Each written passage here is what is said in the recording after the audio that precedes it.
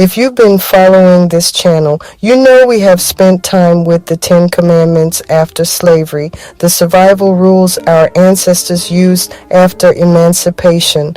Rules like learn to read and teach another, tell the truth in our art, save your money and buy land, protect your family, and never return to chains in mind, body, or spirit. Those commandments weren't written for decoration. They were written for survival. But here's a question for this time of year. As we move from Thanksgiving into Kwanzaa, how do those 10 commandments connect to the 7 principles of Kwanzaa? Are we just lighting candles and saying pretty words, or are we actually living what our ancestors taught? In this video, I want to show you how the 10 commandments after slavery and the 7 principles of Kwanzaa are part of the same conversation, a conversation about how Black people survive, heal, and build power together. Let's start with a quick recap of the commandments. On your screen, you'll see the scroll with the 10 commandments after slavery. Our ancestors told us, 1. Learn to read and teach another. 2. Tell the truth about slavery and freedom in our art, our music, and our storytelling. For without art, a people will perish. 3. Save your money, buy land, and hold it for the children. 4. Build and protect strong families. The family is your first nation. 5. Turn every home and church into a classroom. 6. Build honest businesses. Keep the black dollar at home. 7. Study the law, claim your rights, and organize for justice. 8. Worship freely. Let faith be strength, not a chain. 9. Stand together. An injury to one is an injury to all. 10. Never return to chains in mind, body, or spirit. Freedom is non-negotiable. These commandments came out of the pain of slavery and the danger of so-called freedom. Kwanzaa comes along later and says, let's name the principles that hold us together as a people. You're about to see how closely they line up. Kwanzaa is a 7-day celebration observed from December 26th through January 1st. It was created in the 1960s as a way for African Americans to honor our African roots, celebrate Black family and community, and practice 7 principles for living. Those 7 principles are called the Nguzo Saba. Kwanzaa is not about replacing anyone's religion. It's about values, what kind of people we are forming inside our homes, classrooms, and communities. So here's what we're going to do. For each principle of Kwanzaa, we'll connect it to at least one of the 10 commandments after slavery, and I'll ask you a question for today. Teachers, you can pause after each principle and let your students reflect or discuss.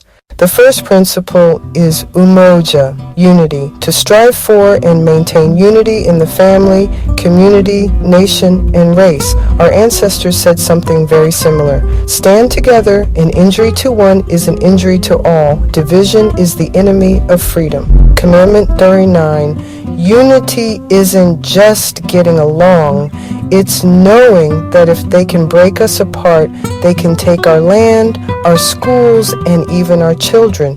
When Black towns like Mound Bayou and Eatonville were strong, it was because people practiced Umoja, helping each other survive, sharing work, and standing together when danger came. Question, where do you see Umoja in your life right now? In your family, your school, your neighborhood? And where do you see the opposite, division that weakens us? The second principle is Kujichagulia, self-determination, to define ourselves, name ourselves, create for ourselves, and speak for ourselves. Our ancestors said, learn to read and teach another. Tell the truth about slavery and freedom in our art and our stories. If you can't read, you can't define yourself. If you don't know your history, somebody else will name you, label you, and tell the story for you. Kujichagulia means we don't wait for textbooks to finally get it right. We research, we read, we listen to elders, and we speak for ourselves. Question, what's one way you can practice self-determination this Kwanzaa? Maybe learning a piece of your family history or correcting a myth when you hear it in class. The third principle is Ujima, collective work and responsibility, to build and maintain our community together and make our brothers and sisters' problems our problems and solve them together. Listen to how that sounds like the commandments. Turn every home and church into a classroom. Build and protect strong families. Stand together. An injury to one is an injury to all. Ujima means we don't just say, that's not my business. If a student is struggling, if a family on our block is hurting, if a town is fighting to keep its land, it is our business. Question: what problem in your school or community would look different if people practiced Ujima, if they saw it as our problem, not their problem? The fourth principle is Ujamaa, cooperative economics, to build and maintain our own stores, shops, and businesses, and to profit from them together. Our ancestors told us, save your money, buy land, and hold it for the children. Build honest businesses. Keep the black dollar at home. That's Ujamaa. Black towns across this country had groceries, doctors, schools, and banks run by black people, serving black communities. Today we still talk about buying black, supporting black-owned Shiba bookstores, restaurants, and creators. Question: what would Ujamaa look like where you live? Is there a black business you can support even in a small way?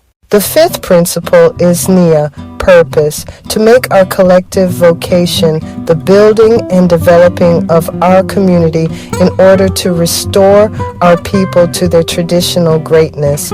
Our ancestors said, never return to chains in mind, body, or spirit. Freedom is non-negotiable. Nia asks, what are we for? What is the purpose of our studying, our earning, our art? Is it just to survive, or is it to build something that lifts our people? For a student, Nia might mean, I'm not just going to school to pass the test. I am preparing myself to solve problems in my community. Question: what do you feel called to build, fix, or heal for black people, or for your community in general? The sixth principle is Kuumba, creativity, to do always as much as we can in the way that we can, to leave our community more beautiful and beneficial than we inherited it. Our commandments say, tell the truth about slavery and freedom in our art, music, and storytelling. For without art, a people will perish. Kuumba is not just about painting or dancing. It's about using creative power to heal trauma, to teach truth, and to imagine a different future. Every freedom movement we've had has been filled with songs, murals, poetry, sermons, and stories. Question: what creative gift do you or your students have that could be used to tell the truth and build hope? The seventh principle is Imani, faith, to believe with all our hearts in our people, our parents, our teachers, our leaders, and the righteousness of our struggle. Our commandments say, worship freely. Let faith be strength, not a chain. Never return to chains in mind, body, or spirit. Imani is not blind denial of reality. It's the deep belief that we are not just survivors, we are builders, thinkers, artists, and leaders. Faith carried our ancestors through slavery, through black codes, through Jim Crow, and into building towns, schools, and movements for justice. Question: when you look at our history honestly, does it grow your faith in what we can do now, or does it make you feel hopeless? If it's hopelessness, what story do you need to hear again to remember that we've always found ways to rise? So here we are, in 10 Commandments after slavery, the survival rules our ancestors created to live in a world that wasn't ready for their freedom. 7 Principles of Kwanzaa, a modern celebration that calls us to unity, self-determination, work, economics, purpose, creativity, and faith. These are not two separate sets of ideas. They are part of one long conversation about how Black people survive and how we move from survival to power. As you celebrate this season, whether you practice Kwanzaa, Christmas, or both, I invite you to do 3 things. 1. Choose one commandment and one Kwanzaa principle that you want to practice more intentionally. 2. Talk about it with someone younger than you, a child, a student, a niece, or nephew. Pass it on. 3. Share this video with a teacher, a parent, or a friend who is looking for ways to bring real Black history into their classroom or home. If you're still watching, you are my kind of person.